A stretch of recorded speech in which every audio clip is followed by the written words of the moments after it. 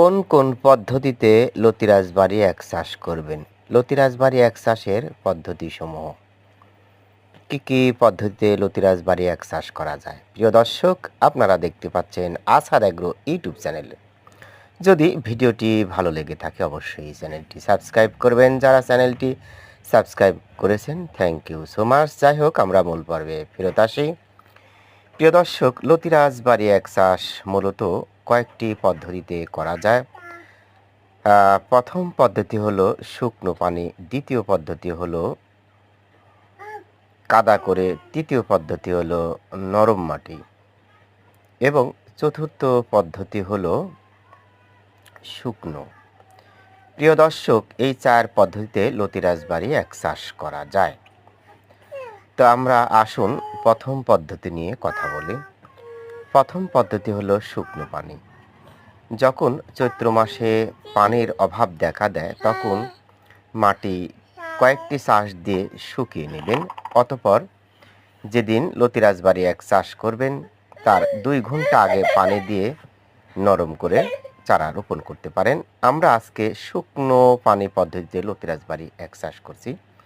দ্বিতীয় পদ্ধতি হলো মোটামুটি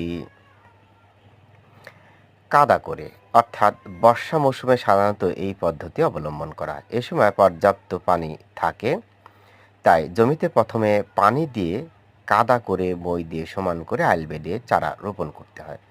তৃতীয় পদ্ধতি হলো নরম মাটি।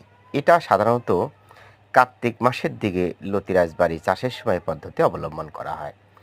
যখন জমিতে ফসল সংগ্রহ করা হয় অনেকটা মাটি নরম থাকে, প্রয়োজনে আরেকবার পানি দিয়ে চারা রোপণ করতে পারেন। চতুর্থ পদ্ধতি হলো শুকনো পদ্ধতি, অর্থাৎ আপনি শুকনো জমিতে কয়েকটি চাষ দিয়ে মাটি আলগা করে নেবেন বা ছোট ছোট কণায় পরিণত করে নেবেন। অতঃপর আপনি চারা রোপণ করে পানির ব্যবহার করতে পারেন।